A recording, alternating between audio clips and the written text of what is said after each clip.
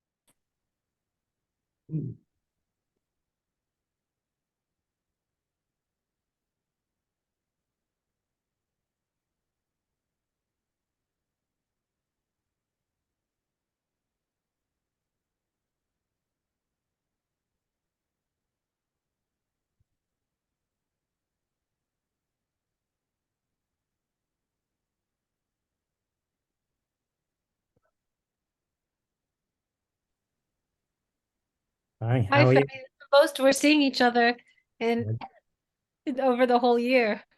Good to see. Hello, Professor Albert. How are you, Prof? Hello, Prof. Oh, I'm not hearing anybody. How are you? Oh, fine. Thank you. Thank you, Mark. How are you? Hello, Isaac. How are you? I'm surviving. Yeah, I'm all right. Just back from Republic of Niger and back to Paris yesterday. Oh, okay. How are you? You're back. Are you in Lagos? Well done, sir. Hello, good day, everybody. Hello. Hello.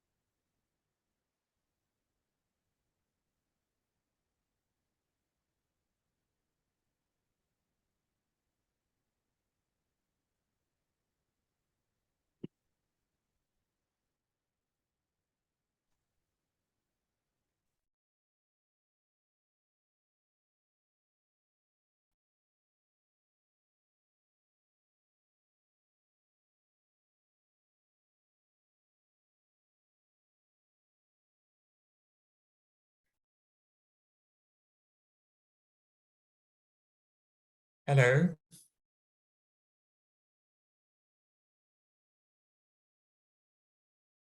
How are you, Prof? Oh, my prof, how are you, sir? I'm You fine. working? Thank you. And I hope you had this good. Okay, we traveled together that day. So Yes, we traveled together. that's And true. you are back to the. Oh, yes, I'm back to base. Okay, that's great. I'm back to base. Great. I came back about 3 days ago, actually. Yes, 3 days ago. So you've left NDA now. I've never really been at NDA. Oh, I thought you were doing sabbatical there. No, no. Oh, okay. I've never, in fact, interestingly, I've never gone on sabbatical leave. Oh. No. I was only attached to the NDA as a visiting professor when General Idris was there. No, I've never, and it's just occasional lecture, maybe once in a year, that kind of a thing. No, I've never been at the NDA. Oh, okay. Never. Okay.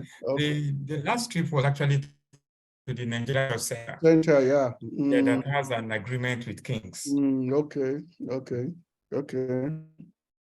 Nice to have you on this panel. Oh, thank you And very thank you much. so much. Thank you so much for the book.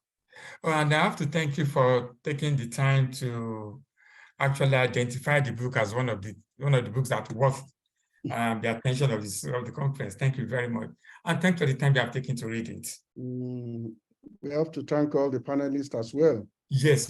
I think they deserve special thanks. Accepting to be here this evening. Yes. Evening in Nigeria, probably morning elsewhere.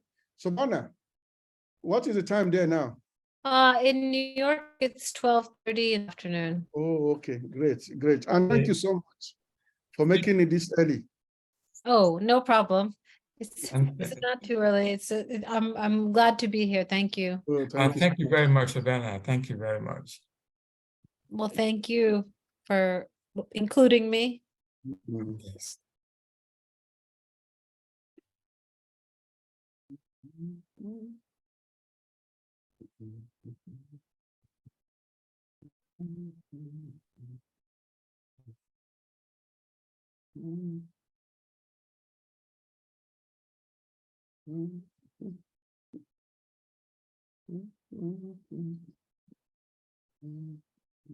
Hi, Femi. How are you? I'm okay. I'm very well. It's so good to see you. You're I'm good to see you. looking younger and younger every Oh, day. well, I'm not very sure of that. Interestingly, I traveled with your niece, Tomi Bola Shadipe. Oh, okay, yes. Yes, we traveled together to Nigeria about 2 weeks ago now, or thereabouts. Yes, about 2 weeks ago. Yes. It's good to see you. Damn good to see you, Femi. Good to see you.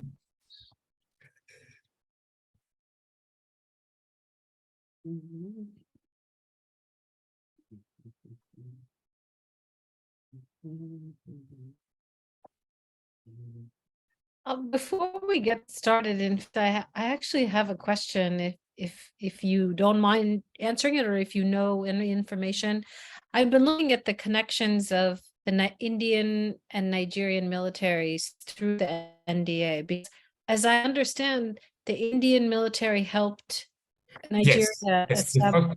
the first commandant of the NDA is an Indian. Mm-hmm. Yes, that's correct. Do you recommend that I go to NDA to do research? I mean, do they have archives there? Yes, they do. I don't know whether I can safely call it an archives. Mm. Maybe an archive in that real sense of it. But yes, they have quite a lot about the link between Nigeria and India.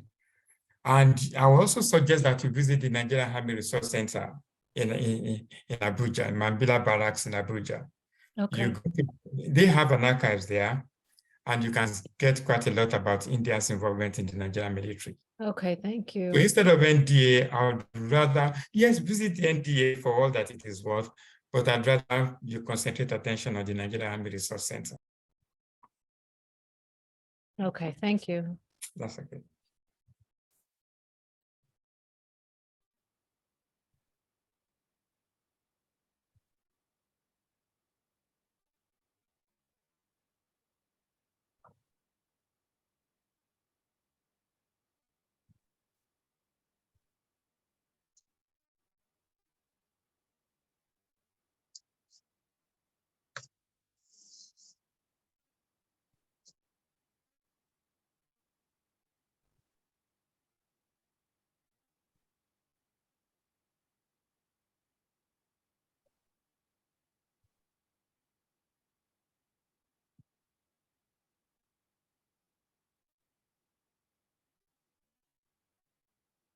It seems we have two Abdul Basit Qasims in our midst, but I know it's because Professor Alao's is not, the name is incorrect in the Zoom link. Oh, so what is going on now? I don't know if you can change it. I think it came from LS. The link must have Your come. name is showing Karim. Yeah. As far as I know, I'm not Kasim. Yes. No. You are not Abdul. Abdul is Yes, I've joined. Is my name showing twice? Your name Yes, isn't showing at all, actually. under your picture now we have Abdul. I don't know what to do. So there's a way you can change it. Okay, so forwarded it to me. Yeah, I forwarded it to you. I Okay. forwarded the link to you. That's why. I'm sorry about that. There's a way you can change it. I grew up in the era of typewriters, so I really don't know what to do, and that is the truth. I don't know what to do. Just go to your name, your picture, and Yes. then you change the name. I'm on my Show picture now. Abdul. It will show Abdul, then you change it. It's not. It's not okay. Rename. Is it rename? Yes. Okay. Now insert your own name. Sorry about that, sir. No. It's my fault, really. That should be it now. Is it? Yes. Okay. Yes, sir. Yeah, there. Thank you. Yes, sir. Thank you. I'm here. Hello, everyone. Oh, Hi. Jose, Hello. how are you? Welcome. Thank you. Hello, ma. Yes, Thank you so much. thank you, sir.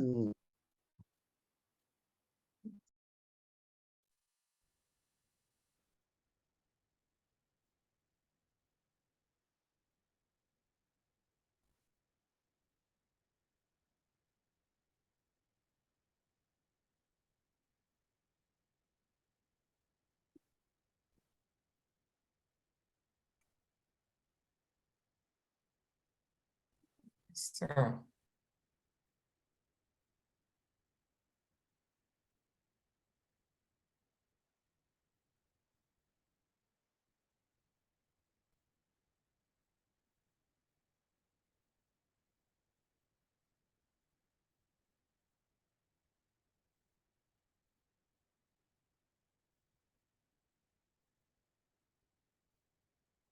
so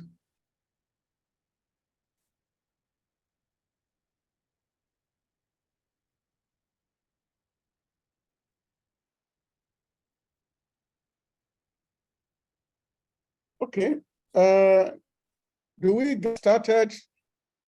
Actually expecting signals from the organizers. I want them to confirm that they are ready to receive us.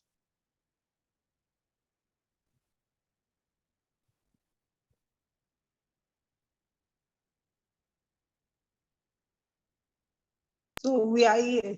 I'm here.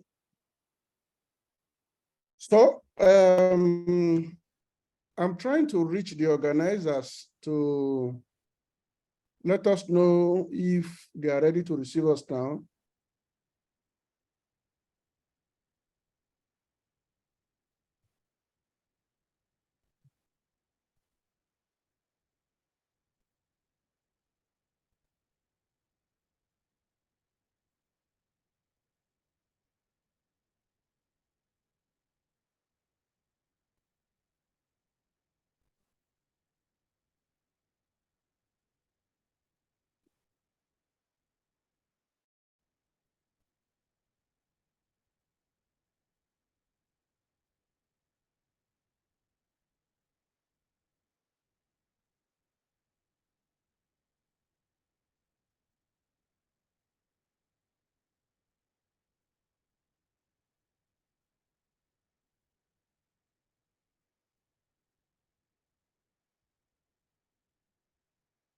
Okay. I think we should get started. We have all members of our panel here ready.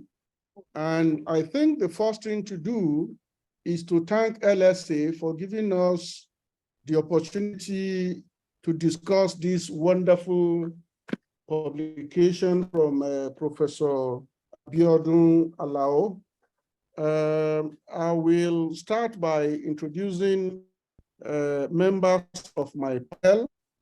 I have 5 speakers here, and the first person is Abosede Babatunde, who is a reader in peace and conflict studies at the University of Ilorin in Nigeria.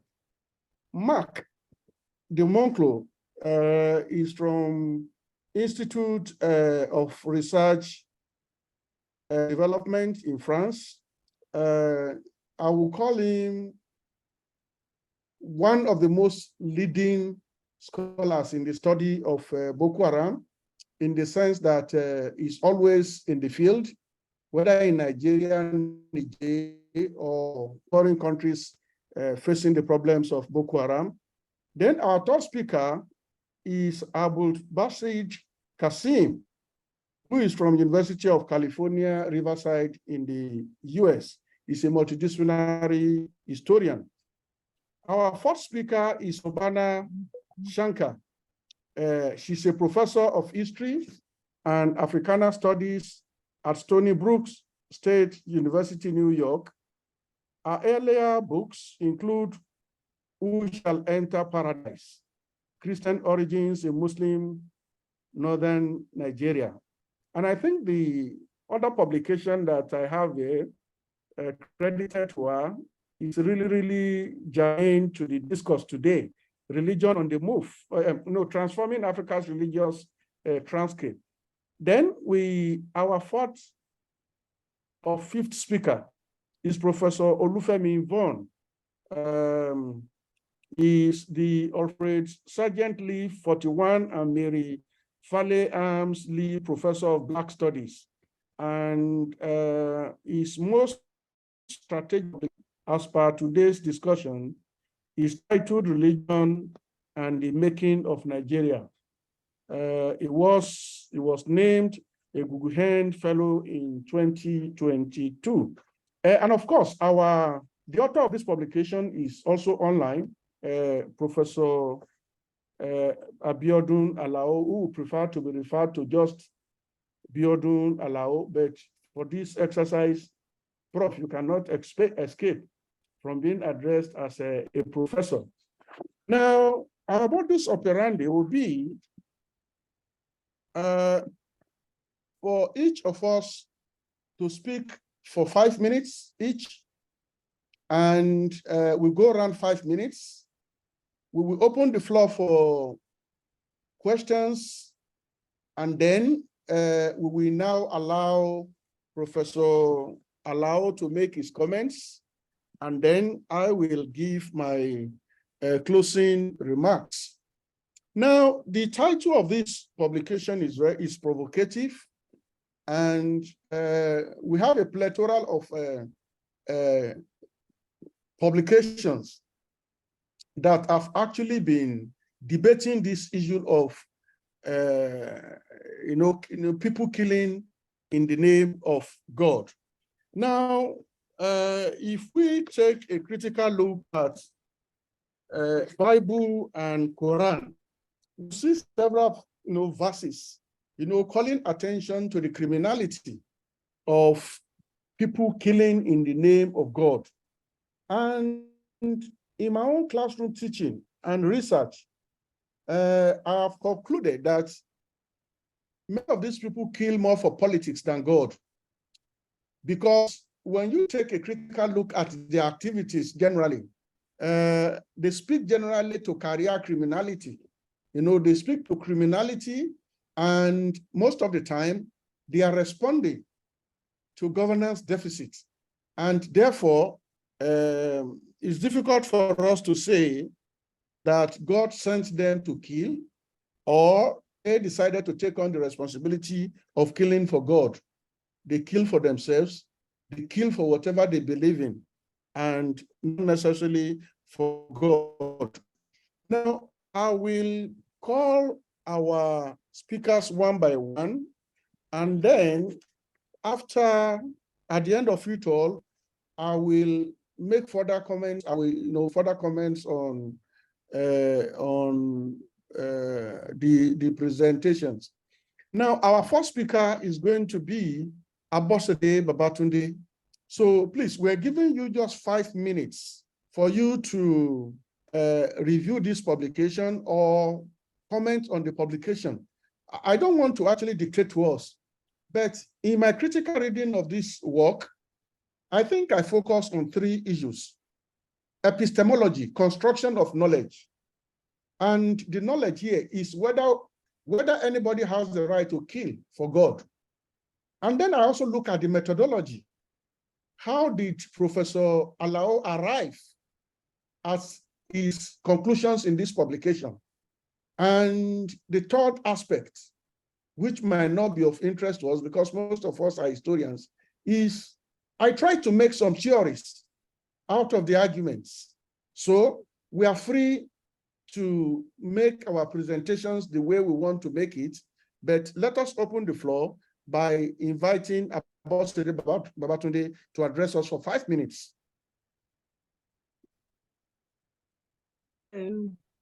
I thank the association for the opportunity to participate in this panel, and Professor Abat, who is the chair of this panel. So I also thank the author, Professor Alao, for this extensive and fascinating book. And as I said, it's very extensive. My brief discussion of the book may not actually capture what Professor Abat said, but I think, and then I have to be conscious of the time. But we just briefly highlight some. As I said, the book is very extensive, fascinating, and is able to bring out key issues about connection between religion and violence. And like Professor Abbas said, the title itself is provocative, but then I capture religion in Nigeria. And I also made the father use a kind of different approach, like methodology, tracing the evolution, historical kind of the evolution of Islam and religion, Nigeria, then linking it also to issues about the politics in a way. He also was able to capture the political economy. But looking at the extensive discourse on capturing various regions in Nigeria, he was able to also bring out some other dimension, and also inclusion of traditional religion. And I can say that when we look at the case of Christianity and traditional religion, most people tend to have the perception that it's not really violent, like the case of Islam. And then he was able to bring out core argument about looking at the fact that there's violence permeates all this religion, but the scale differs.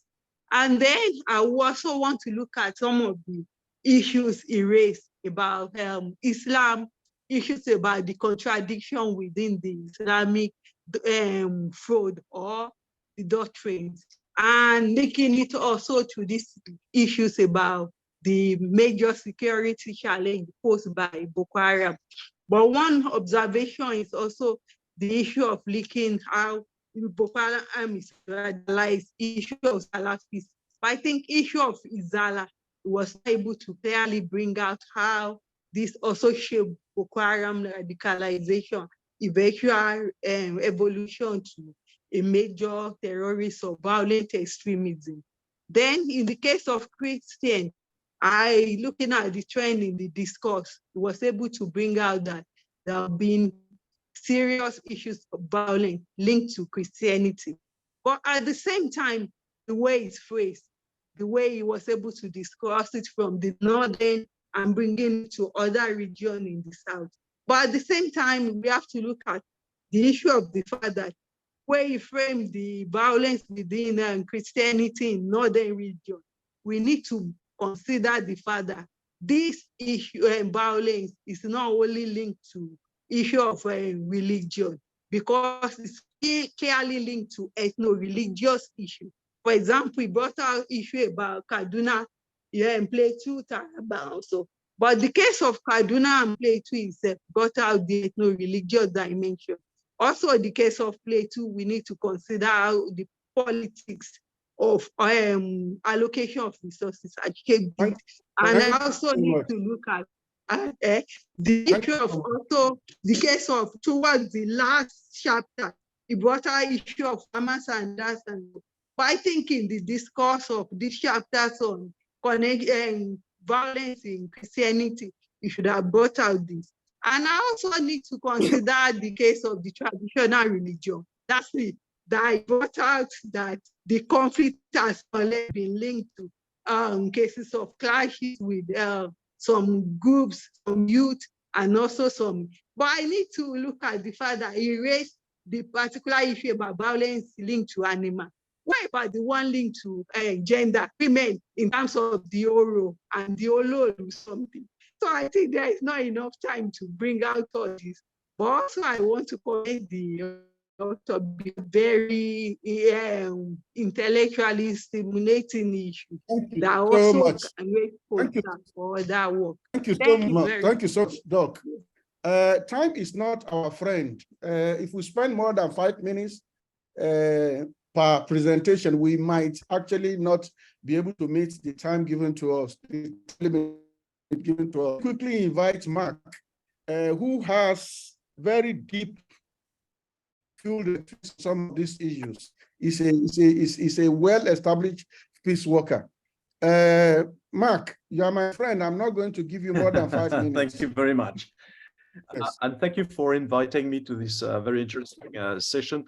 I must say first that I enjoyed reading the book, and I fully agree with its main arguments and assumptions. That is one, contrary to what is often assumed, no religion in Nigeria has a monopoly on violence. And two, various elites have exploited religious issues in order to further advance their self-interest. And three, the causes of religious violence in Nigeria are largely internal. I really fully agree with these assumptions. But since we have very little time, let me go straight to my critique. I have three main, when I reviewed the book, I have three main critiques that has to do with some research gaps, two with some areas of contest that needs discussion, but not in 5 minutes. That's too short, I'm afraid. And then some the need to clarify some notions. Let me start straight with the research gap. I was wondering why there was nothing on Ombatse. Is it deliberate? Well, why not? Or should we consider it as a so-called traditional religion? Because sometimes it's a bit difficult to assess exactly what we mean by religion, and not only in Nigeria, I must say. Sorry, nothing on what? Sorry? You said there's nothing on Ombatse. I didn't see anything on Ombatse. Ombatse. I'm hearing that too for the first time. Nasarawa State. Oh, Nasarawa State. Oh, Nasarawa okay. State. Yeah. Oh, okay. Thank you. Okay, sorry about that. Isaac, don't count me this minute, huh? All right. We have 1 more minute. Very quickly, the scholarship too. No reference to the seminal work of Louis Brenner or John Peel or on Christianity or Islam or Orisha religion. I was wondering why it seems that Prof. Alao prefers to really focus on Nigerian scholarship. Why not? But then we're not quoting the work of Yusufu Bama Usman, on the manipulation of religion in Nigeria, or Julius Adekunle, or on religion in politics in Nigeria. And I was a bit surprised, and that's interesting to discuss with the author about it, about the conclusion that says that scholarship on Boko Haram has failed to end the conflict, because I was not aware that scholars can start or end a conflict, but it's an area of discussion. And I quite agree with the author that Boko Haram has provided many scholars with an opportunity to publish, and that there was a form of conflict profiteering. But then I was wondering what you mean by foreign researchers that pay token fees, to quote you, to residents and local researchers in exchange for massive amounts of data that they then publish and disseminate through media unavailable to residents or local researchers. Are you also mentioning under the level foreign researchers, Southern Nigerians, or is just Western researchers? I was wondering, because of course we know that with and maybe LSA confirms that. How many scholars do we have from Borno in LSA? I don't know. That would be interesting to mention that. So I was wondering who exactly are these foreign researchers. Let me go straight to the second point, which are the areas of contest. When Professor Alao says that religion has become interwoven with politics, I was wondering if it was not always the case. Wasn't Islam political from the very beginning? So what is indicated to say that it's becoming more politicized? That's really an issue. I don't have the answer, but it's something we can discuss. Also, it was not clear to me. It's page 82 when the author, Professor Alao, says there's a major difference between Muslim youth and Christian radicals. When the Christian use religion, they base the grounds for violence on self-defense, which wouldn't be the case for the Muslims. And that another major difference is that Christian youth act of their own volition, and not unlike Muslim youth under restrictions of religious leaders. And at the same time, Professor Alao writes that some Christian clergy are advocating violence. So I was wondering what are exactly the difference between the Muslim youth or the Christian youth when they use religion to legitimize their violence. And let me finish, so I will stick to the 5 minutes. Thank you, Prof. Albert. The need to clarify some notions. When Prof. Alao says that that religion now is more linked to radicalization, how do you measure that? Because as we know, radicalization is different from violent extremism. Look at the Salvation Army in the UK in the 19th century. The speeches, the doctrine was very violent, and yet it was not a militarized organization. So there's a difference between radicalization and violent extremism. Professor Alao actually mentions that because you allege that there's no interchangeability, it's difficult to pronounce for a French, between the words radicalization and extremism and fundamentalism and terrorism. So I was wondering what you mean exactly by radicalization. And one last thing, the definition of religious violence, because I'm precisely working on my next book is on religious violence in Africa, and there are many ways to define it. So I was wondering what you mean exactly by religious violence. Violence is not religious as such, and many critics, whether Muslim or Christian, argue that religion are peaceful, not violent. So maybe we need more details when it comes to the definition of religious violence. Thank you very much. 5 minutes is real short, but anyway, thanks.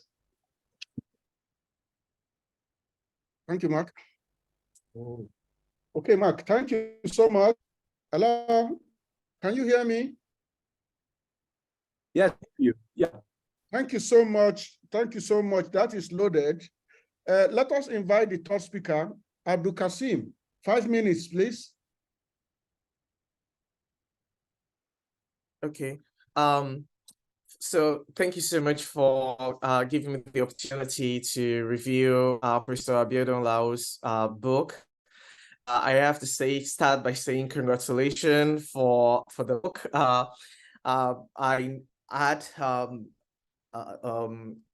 I had the opportunity of knowing the genesis, the genealogy of how this book actually started. So seeing it in a published form, in a book form, is worthy of congratulations. So Professor Alao's book, so I have three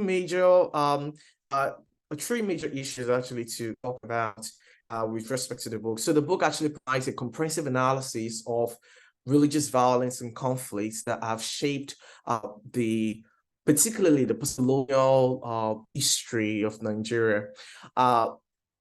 Several books have been written on religious violence in Nigeria. What Professor Alao did that is quite unique is that most other books focuses on specific case study.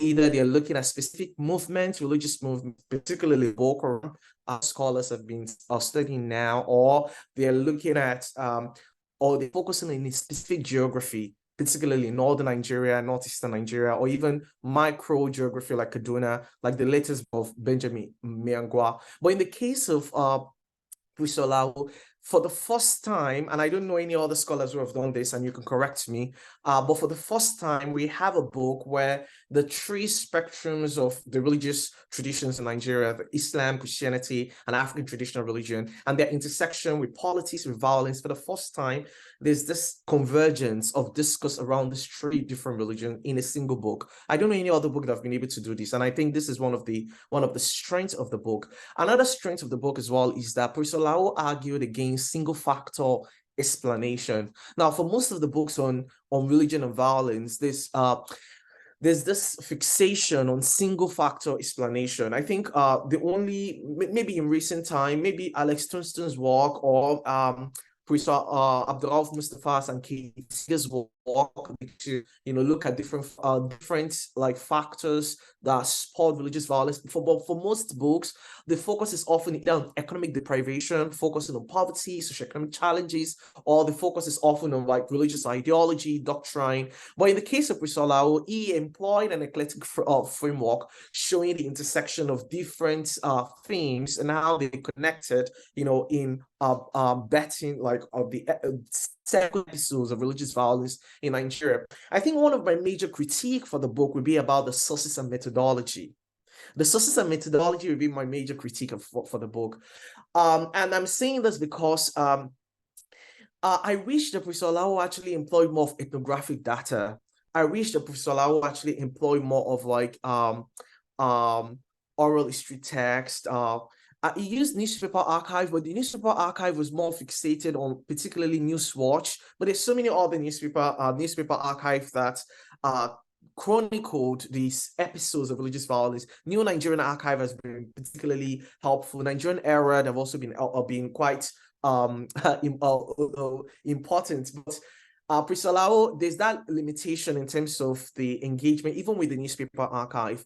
And then there's also importance of engaging the the textual production of some of these groups or some of these movements that Professor Alao discussed. And I'll reference Izala. So some of the misconceptions, some of the conjectures we have on Izala that have circulated in the academic literature, the reason for that is because the voices of the Izala authors themselves, the voices of the Izala scholars have often been sidelined. So the Izala scholars, apart from Sheikh Abubakar Gumi, I mean, when you look at people, when you look at people like Sheikh Sanusi Mohammed Gumbi, Ibrahim Nadabo Kankara, and so many others, Sheikh Lawa Mustafa, most of the scholars, they were writing in Hausa, they are writing text, particularly in Hausa language, in Arabic, but they are there's often paucity of engagement, with hearing what the scholars themselves are saying and how they are, explaining the evolution of their movement, and also answering questions, some of the oft-repeated questions about the movement. But there's often this paucity of engagement, engagement of interview with the religious actors themselves. So one of the major limitation of this book is the paucity of interviews. For a book like this, I was expecting that Professor Alao will be on the ground, interviewing all of these religious scholars. Now it is even much easier to interview these actors because the public sphere is now less tense compared to like in 2014, 2015, during the heyday of like the insurgency, but now the public sphere is less tense and people are willing now to speak more. So I would have expected, that Professor Alao would do more of this. But another thing that I was also expecting is the military tribunal, military records. And I know that there might be some confidentiality, or particularly on this issue, because the military are often the first responder to religious violence in Nigeria. And they've established series of like tribunal, panel of inquiry. In fact, I mean, we know about like the Bulumkutu like panel of inquiry, the panel of inquiry that Kano State government set up on Gideon Akaluka. All of this panel of inquiry, what happened to them? What is the history of this panel of inquiry? After the government set them up, and they bring in like different committee members, what happened afterwards? All of this, I think it would have been easier to get much details about if there was more engagement with like interview. But in general, in a nutshell, I would say that this is a fantastic book. It's a source book. It's going to be like a very important reference book for scholars who are interested in peace, conflict studies, and specifically in religious violence. Thank you so much. Thank you so much, Abdul. Let me invite Sobana to address us. Okay, thank you. Congratulations, Professor Alao, on this very rich book. I want to first talk about strengths. I think one that everyone has mentioned is the attention to three umbrellas of religious identity in Nigeria: Islam, Muslim, Christian, and indigenous religion. I think this is extremely important for a number of reasons that you point out in the book, but also I want to return particularly to indigenous religion as well, because as we know, the sort of contest between Muslims and Christians over converts, of course, has affected the landscape of indigenous religions directly. The second strength I would like to point to is Professor Alao's attention to the fact that the debates over religion historiography of Nigeria are very contentious. And he says this in chapter 1 in talking about, this is one example, how Muslim scholars do not accept that that British colonialism favored Islam in northern Nigeria. I think this is very important because I think these kinds of contentious debates still shape how we in the present can even study the effect of the past on contemporary and religious factors in Nigeria, or even how we interpret history.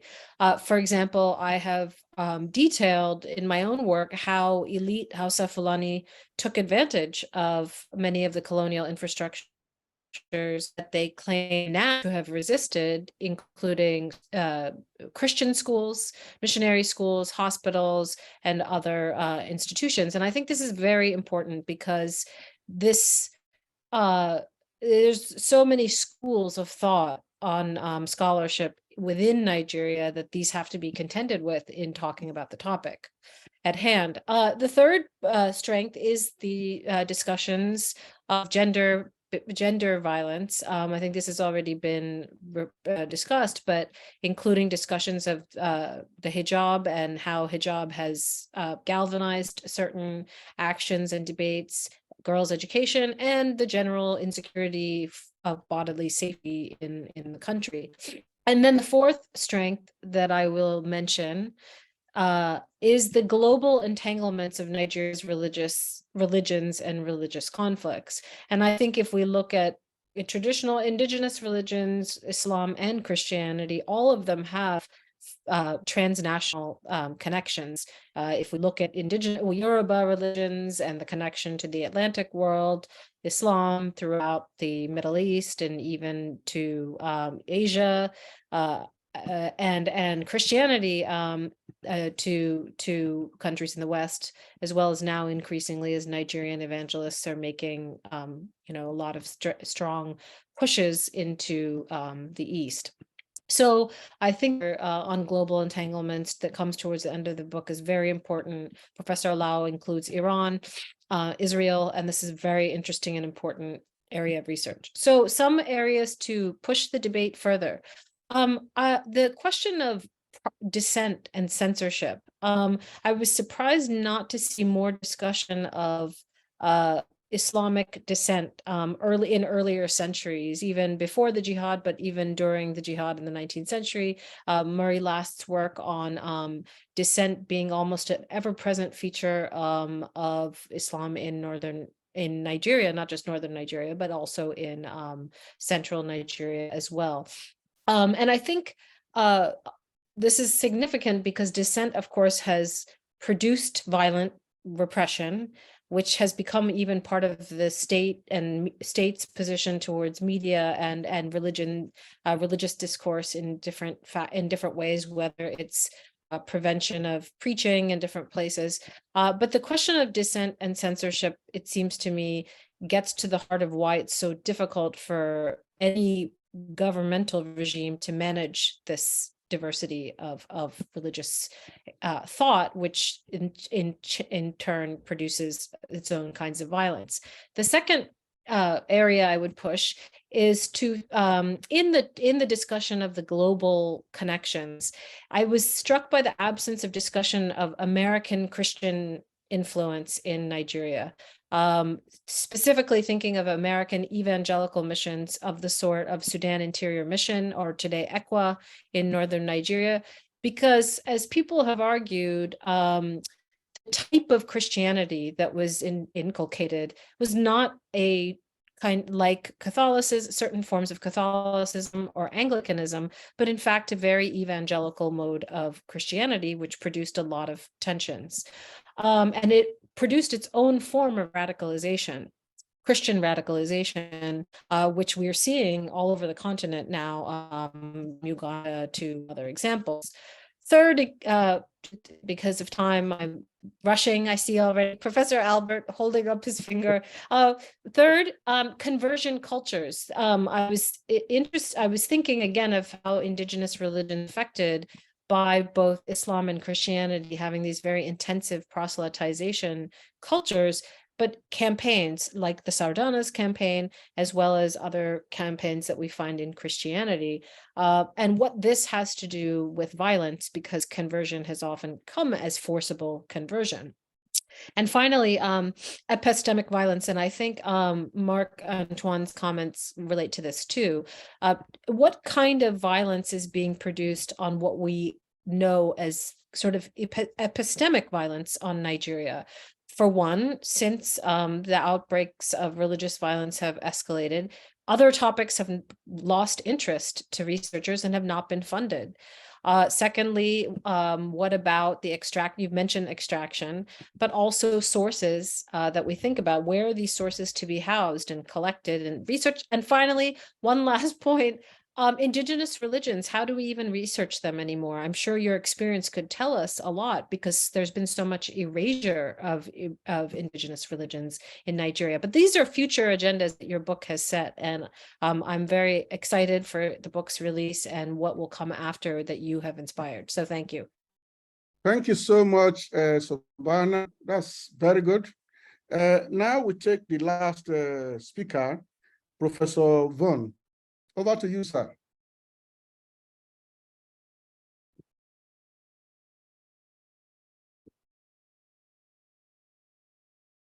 We can't hear you.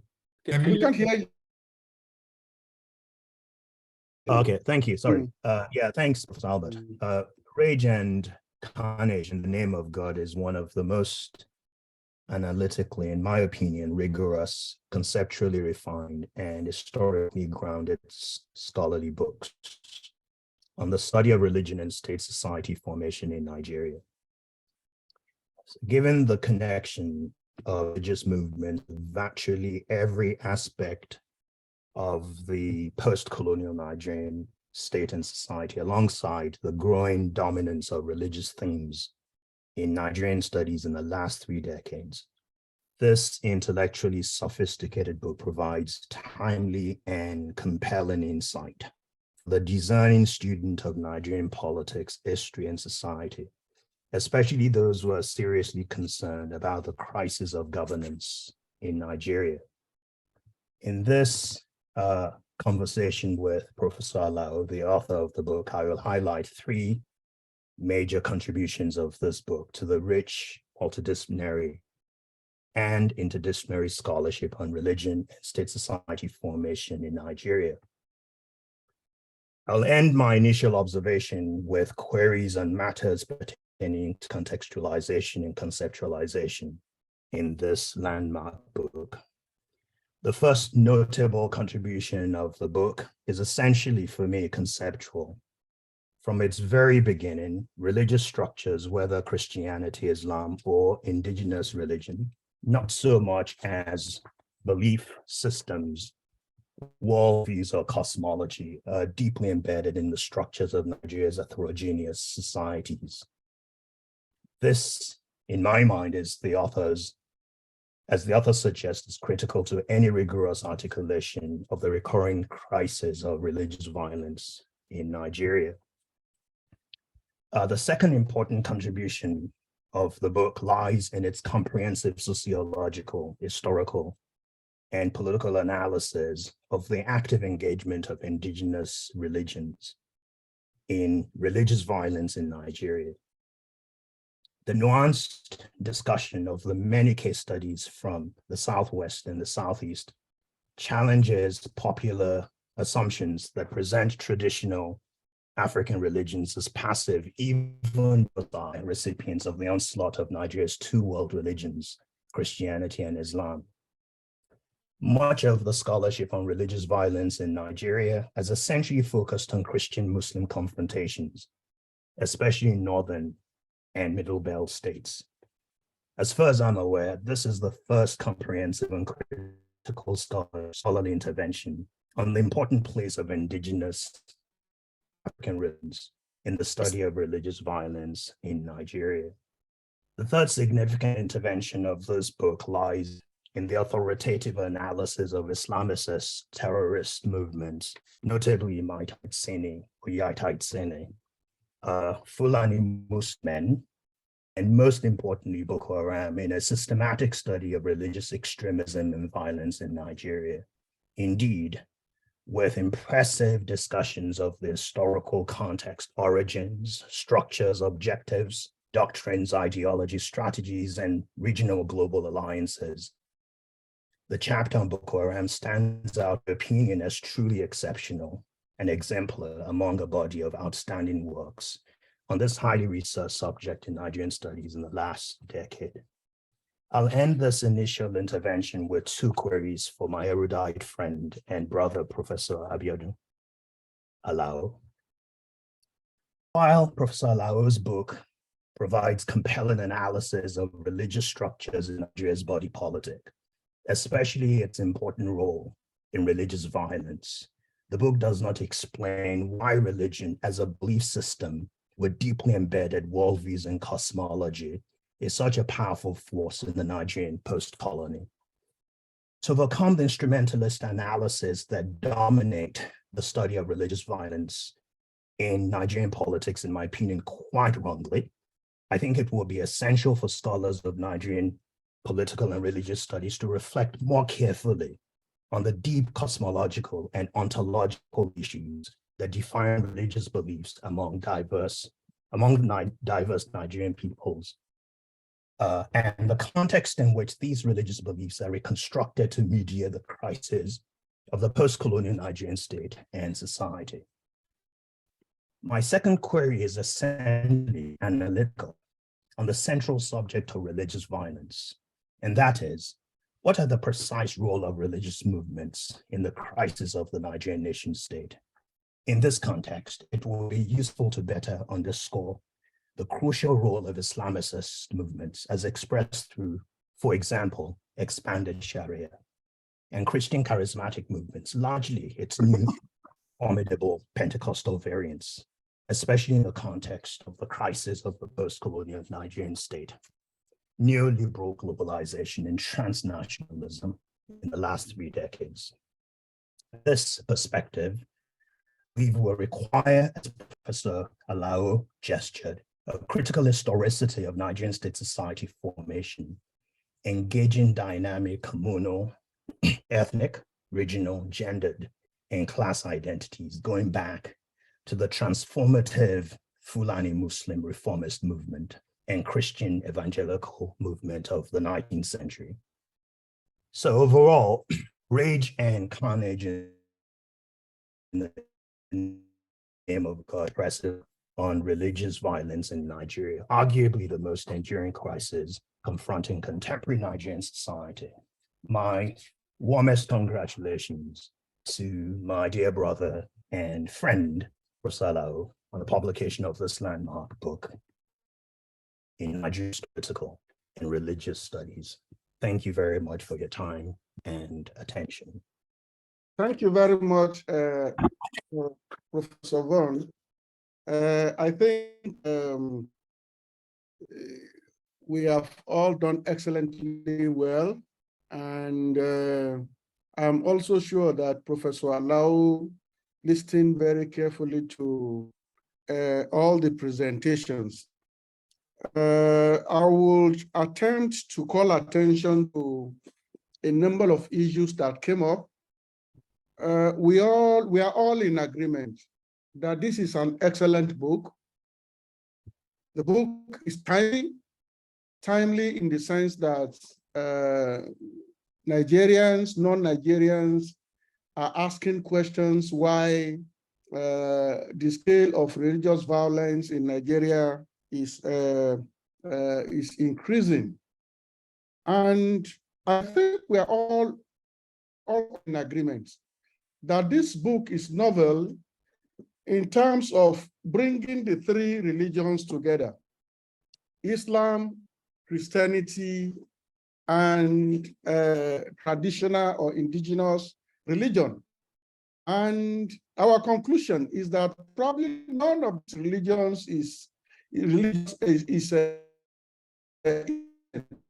we have issues with Islam, we have problems in Christianity, and the traditional religions that we usually exclude from literature is not as innocent as we are told, because most of the time when seminars are held on religious violence in Nigeria, the focus is only on Christianity and Islam. And we are all in agreement that the work has a number of gaps. And I think Professor Alao is lucky to have all of us here, because as the gaps were being identified, I think preparing for writing another paper, and the ideas are already there on the table for all of us. But in quickly responding to gaps that we have all attended, that we have all called attention to, I would say that religion is a very, very complex subject matter to study. And it is probably difficult or impossible to have a book that will respond to all the issues. When Mark called attention to the issue of traditional religion, and he said he would want the author to redefine violence, I agree absolutely with him. Because in security studies, we do not only focus on physical violence that you can see. We also discuss structural violence, we discuss psychological violence, and we include in our analysis absence of justice. So I've read books where people said Christians are not violent, but those saying that Christians are not violent are saying so because they are not students of structural violence. When you come to me to say you want to preach to me because you want me to become a born-again Christian, you're actually subjecting me to violence indirectly. Or you are asking questions that tend to show that you do not believe in my kind of faith. You're subjecting me to violence. But this is hardly included in our analysis of issues when we're dealing with religious violence. Now, I have a long list here of gaps that Professor Alao would have to fill. And I started by saying that we can break these issues. The issues can be broken into epistemic gaps.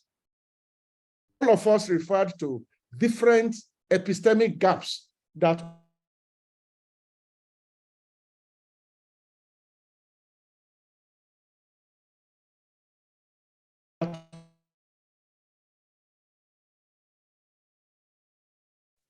we also question the methodology by saying that probably the outcome of this research would have been different if certain categories of people were interviewed, because these are the stakeholders going through the problems.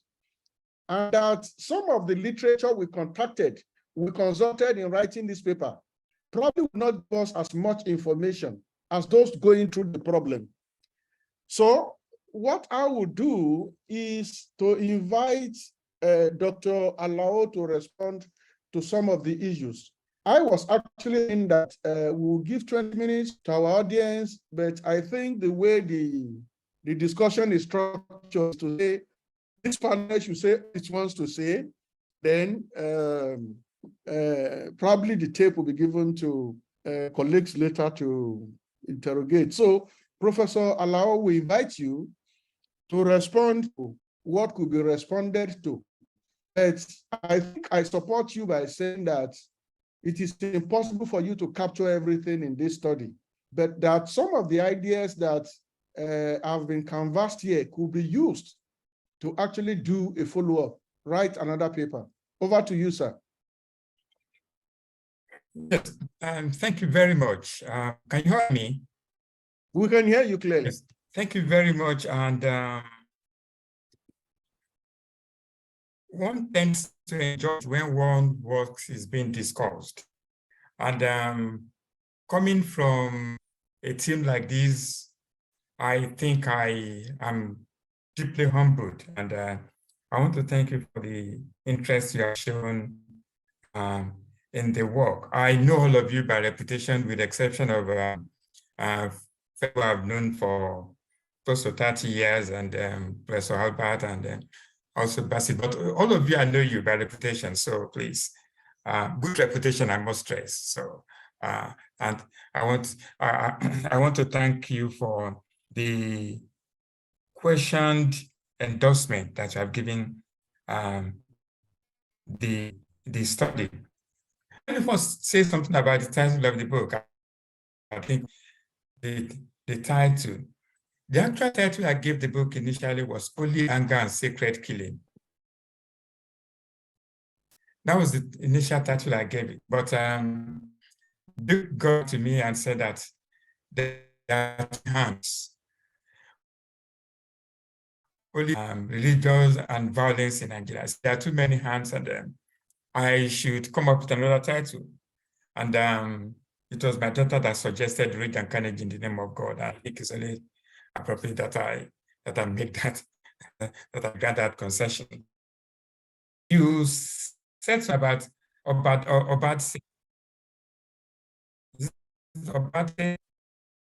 let me confess that I've not heard of it. So I've not heard of it, but I'll go and study it, and then I'll find out how much of it can be relevant to my future work. Yes, I did not intentionally neglect foreign scholars.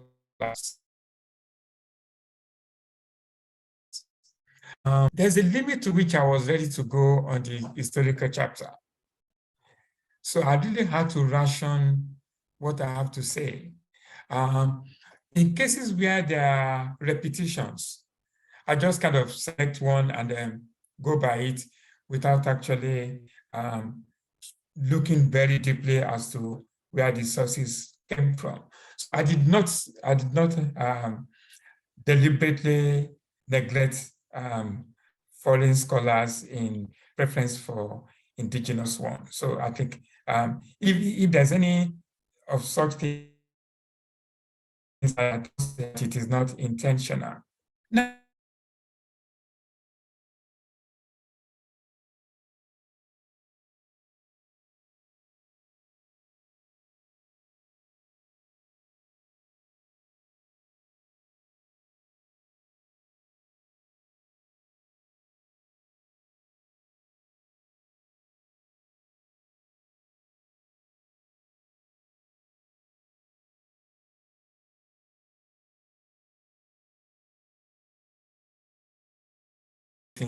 that I was trying to capture the sentiments expressed to me without actually supporting or renouncing what they have said. They have said that people have been coming to us, getting data, getting information, and nothing has come out of it. We are tired of people profiteering from this, profiteering in quote, profiteering from this thing, and we don't want it to be done again. So it was with considerable reluctance that people are actually willing to talk, because they say, well, fine, talking to you will not improve my situation anyway. So why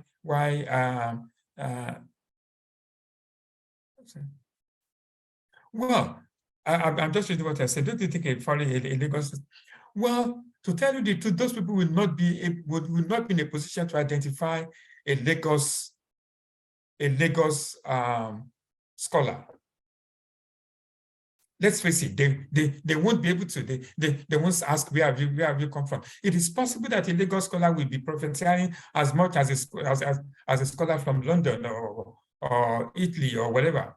But as far as they are concerned, they are able to associate foreigners with race, sadly.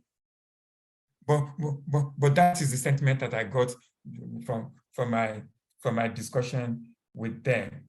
There are other things that you pointed out which I've noted, and I will take something on board when I'm looking at it again. Scholar, you talked about sources and methodology and about oral sources. Yes, it is true that I was not able to interview many people because the ethical approval I had from King's College only allowed me to interview some people to a particular level. I did not have the ethical approval to undertake interviews that extended towards to 2020, 2018, 2019. I think my ethical approval, which I got when I was doing an initial work on Islamic radicalization and political violence, actually ended much earlier. And it was difficult for me to get an ethical approval that would have enabled me to do some of the interviews that you would have suggested. Yes, I had access to the military. And I can confidently say that I was privileged to have had extensive discussions with them. But the reality of the fact is that the sensitive, as I noted in the book, the sensitive position of some of the military officers that I interviewed cautioned against mentioning them by name. In fact, if I narrate some stories, it will be very easy for people to know the source of my information. And I don't want to endanger anybody's career because of that. Yes, quite a number of things I would have loved to recount. For example, a particular senior officer arrested a Boko Haram suspect, and the civil society groups in northern Nigeria protested vehemently that abuse, human rights abuse and stuff like that. And the officer, they sued the officer to court. Okay, I can see the signal from Minister, but anyway, I cannot narrate the story there. But yes, it is true that I had to be cautious of some of the things that I have to say. So, Brenda, thank you very much. Yes, you talked about many things. I think the most important, what I want to get out from what you said about is my not talking about American Christian influence in the global. I did actually talk about the Sudan Interior Mission, but I discussed that under Christianity and violence. Maybe I misplaced it. Maybe it should have been brought under the chapter on global influences. But just I think that's just more of a case of arrangement. But I did actually talk about the activities of Pentecostalism. Now, I understand that I have one. I can see 2 minutes. I can see 2 fingers, which I interpreted to be 2 minutes. So about religion, I think Femi actually talked about some very important things. And I must say that Femi's book was one of the books that led me into temptation to think about it. So Femi, you're as much guilty as I am about anything that I have not been able to mention. I mean, your work on religion in Nigeria served as my Rosetta Stone. But I think to just summarize everything, religion has speculated everything in Nigeria. And that is why I noted in the book that there's hardly anything. Religion is the most important identity issue in Nigeria, even far more than ethnicity. But it is very sad that in Nigeria, Nigerians are deeply religious, But as I tried to note in the book, we are deeply religious, but to a large extent, totally godless. Thank you very much. So much. Thank you so much. Thank you so much for those kind words. We are blessed in this panel with very experienced researchers, most especially on this subject matter. Each of the people that we have in this panel have written extensively on the issues that we're discussing here. I'm happy that you have expanded the frontiers of knowledge on this subject matter by including traditional religion, and some of your methods are said to be innovative, though we have a few gaps to fill. So what I like to do is to give two minutes to each of us to make our concluding remarks, because I know that as Professor Alao was actually making his points, probably some of us still feel that certain things have not been said or certain things must be corrected. But before I give the floor to the panelists, I want to ask Dr. Alao, Professor Alao, an important question. LSA consists of many PhD or doctoral candidates, people who are still trying to cut their teeth in the academic world.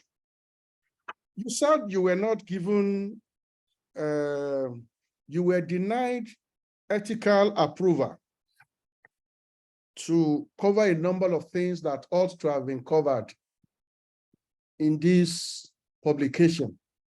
And I was asking myself, if we are not actually contradicting ourselves with that type of statement, why should your university deny us the opportunity of actually investigating all that should be investigated? Is there any hidden agenda? No. I know that different universities have ethical committees, but why would your committee prevent you from actually going after the right kind of data? Oh, thank you very much. And I think I need to further expand on that, because like I'm sorry if I've unintentionally given a wrong interpretation, a wrong information. It wasn't a case of denial in the real sense of it, no. The university gave me free ethical approval, only that the ethical approval was for an earlier research that ended at a particular period. Now, and those were the period of time I used to conduct extensive interviews.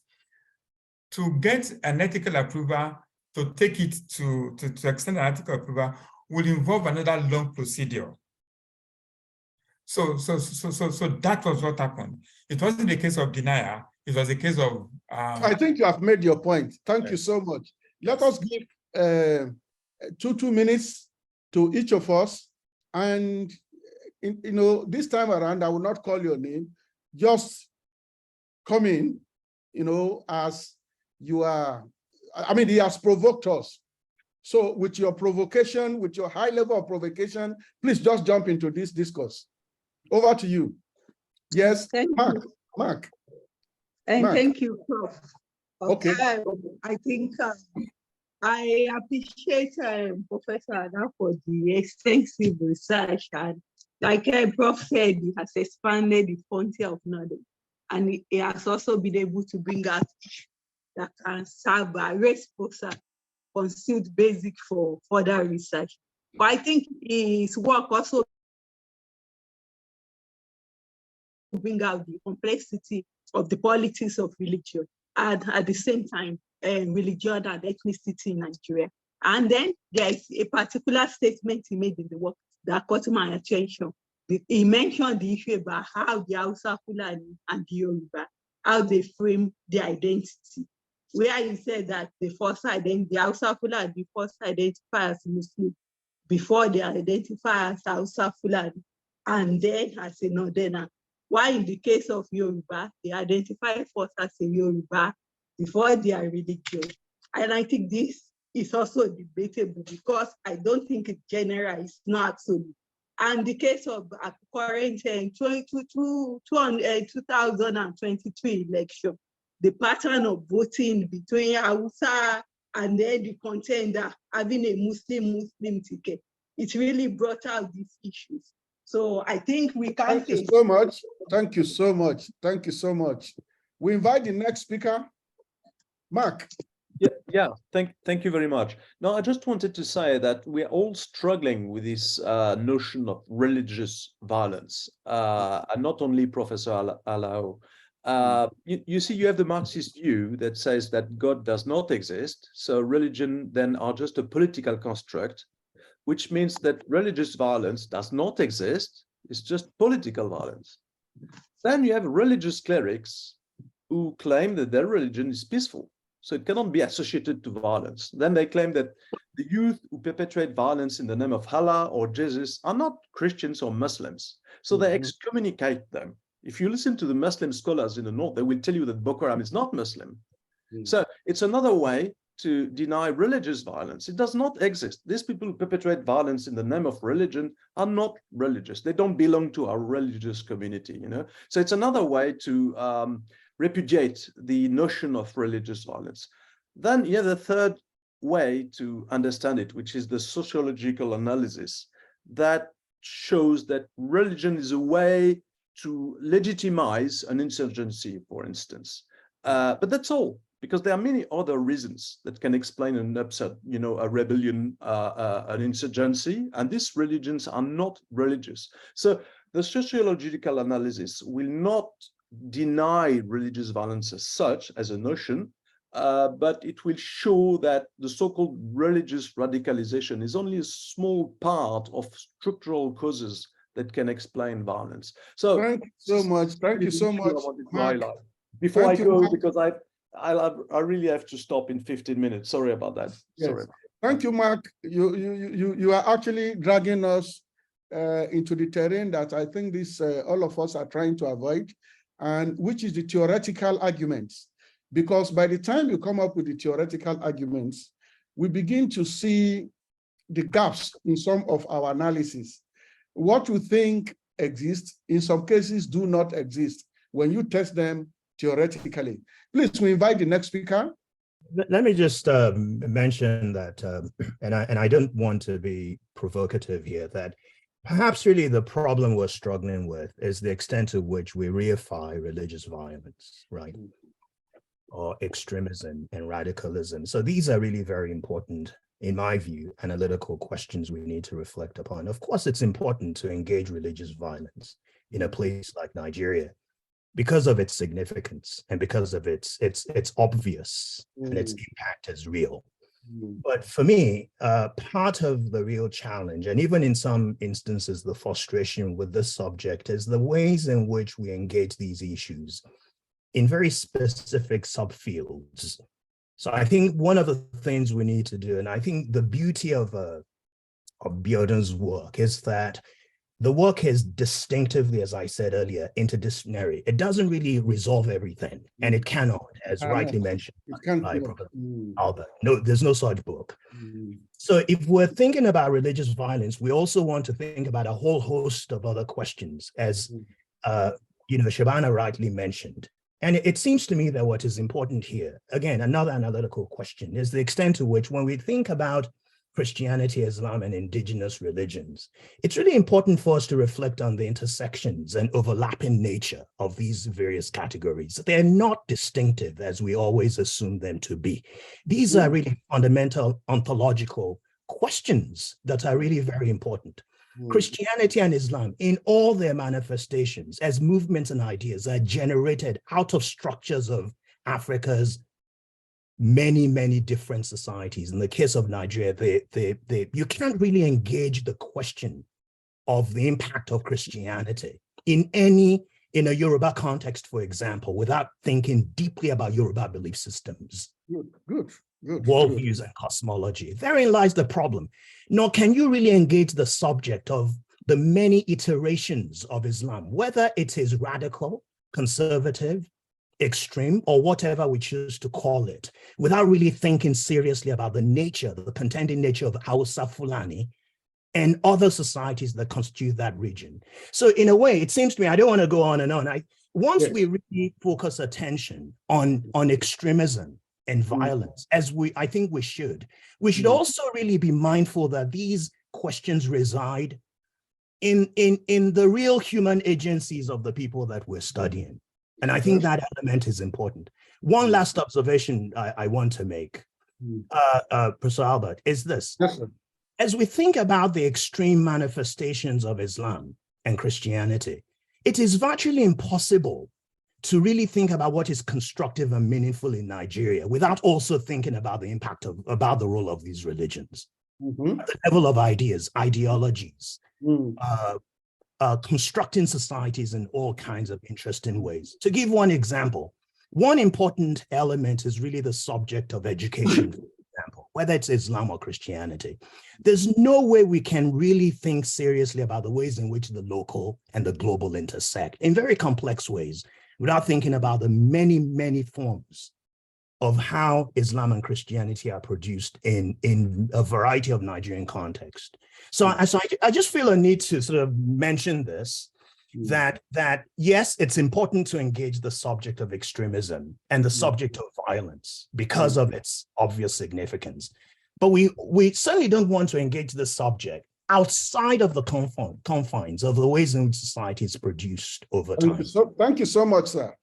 Thank you so much, sir. You are pushing us in the direction of political economy, and that what we see on the surface are actually made possible or caused by a number of considerations that we sometimes don't include in our analysis. So what we're saying indirectly is that we need deeper explanations of our explanation, explanation of our explanations. In other words, Professor Alao has thrown up some raw data that I think some of us in this panel can further interrogate, expand, and with a view to deriving better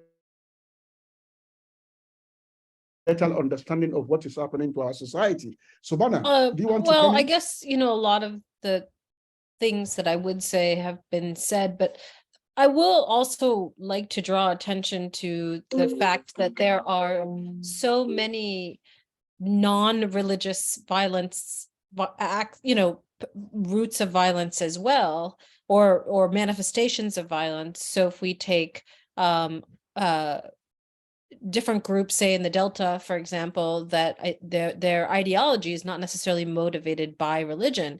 So one issue, though, I think that it's not Professor Alao's to have to unpack this also, but we do have other problems like the free flow of arms, for example, in the country that makes the violence possible, the material means of the actual violence. And I say this, for example, even thinking about the first riots in Kano in 1953, the anti-Igbo riots.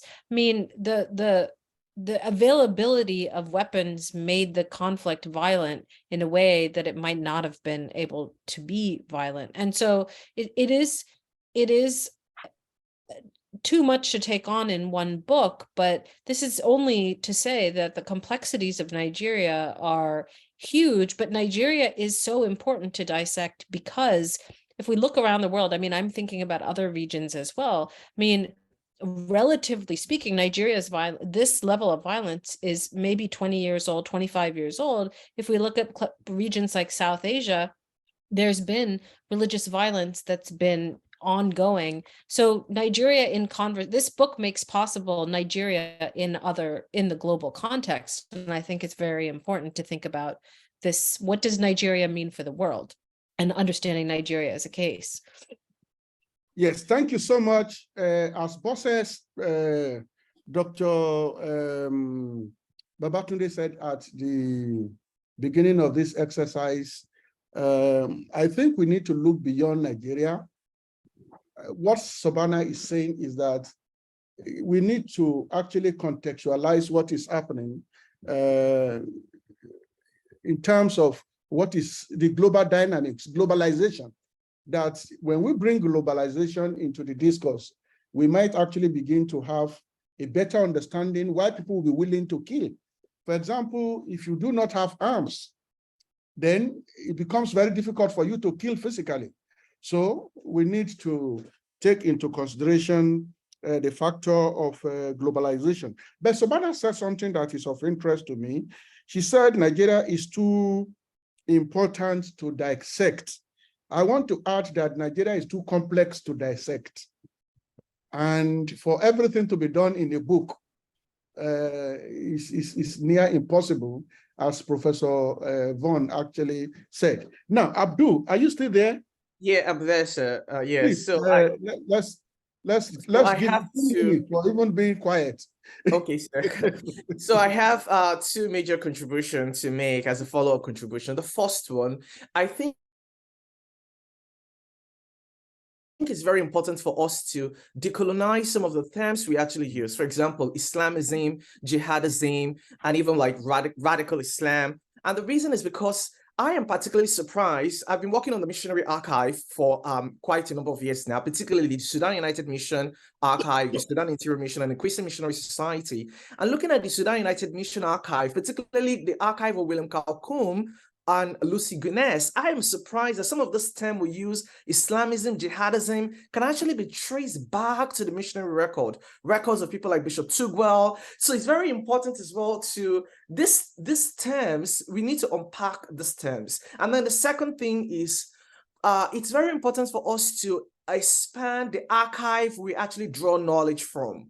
And when I mean archive that we draw knowledge from, one of the things I notice is that the sources we rely upon, they tend to be heavily fixated on European languages, particularly English, and it's important for us to bring more materials more source materials in indigenous languages, particularly Hausa, Yoruba, Igbo. It's important because there's so many. I'll give you an example. Currently, I mean, sometimes like in the beginning of the year and last year, there was a heated debate on Hausa Fulani, and there was a particular YouTube channel called Jaruma TV that that was producing some diatribe and tirade against the Fulani people. And this debate, it took place specifically in Hausa language. So if someone is actually not focusing on like materials in Hausa language and just relying on English, you actually get to miss this this debate. And it also ties to the old issue of Ombatse. One of the reasons why Ombatse religious courts, one of the reasons why there's paucity of engagement about Ombatse is because the religious group itself, I mean, their function, their evolution is not well documented in English sources, and that's why most scholars don't have much knowledge about it. So in conclusion, I would say that it's important we expand the archive we draw knowledge from and begin to look more at what actually happened at the grassroots, the conversation happening at the grassroots, which in most cases, they are often not in European languages, particularly in English. Thank you.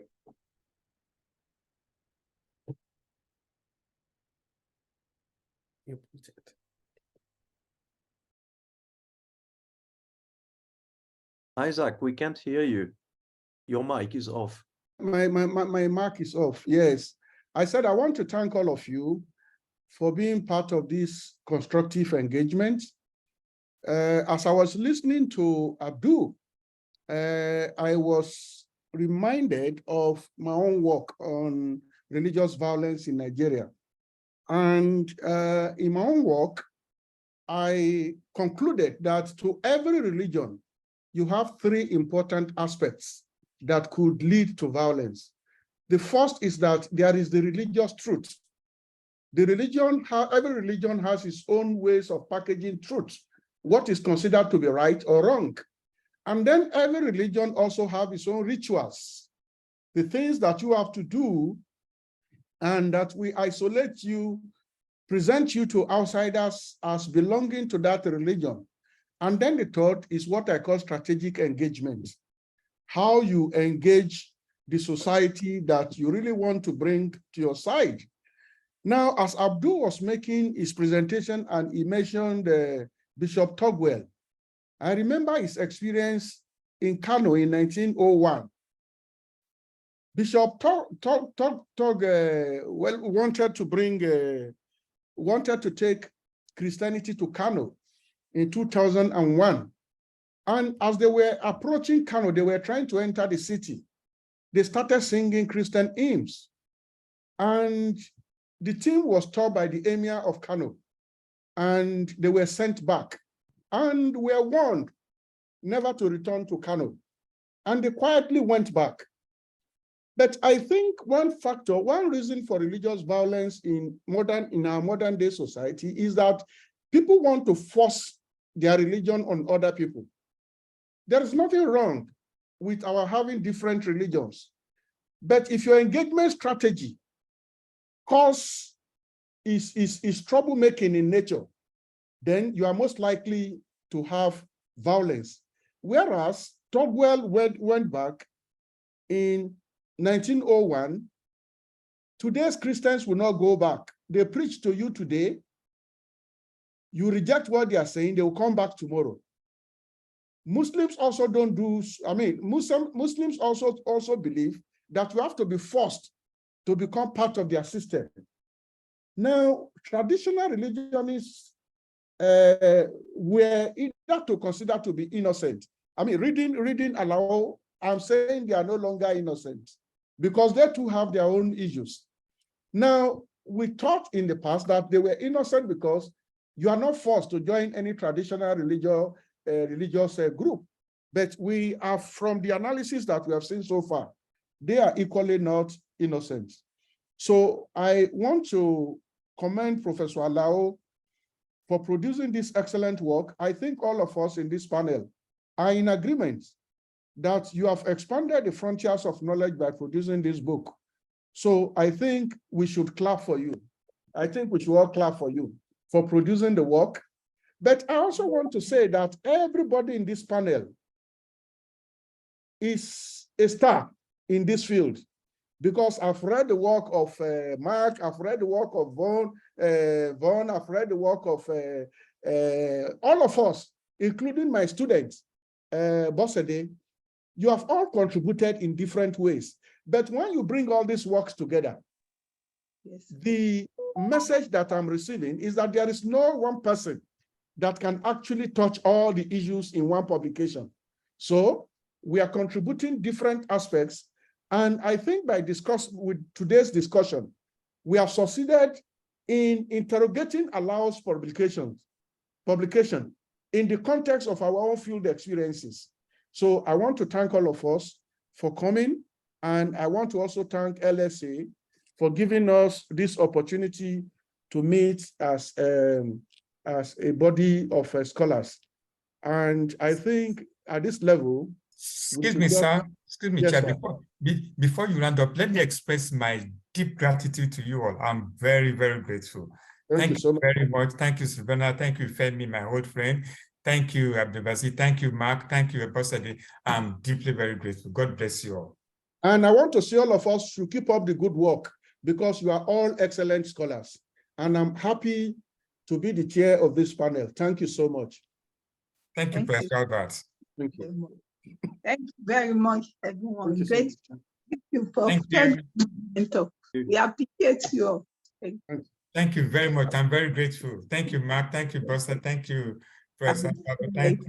Thank you. Thank you, Scholar Abdulbasit. Okay. I'm grateful. Thank you. Thank you very much. Bye.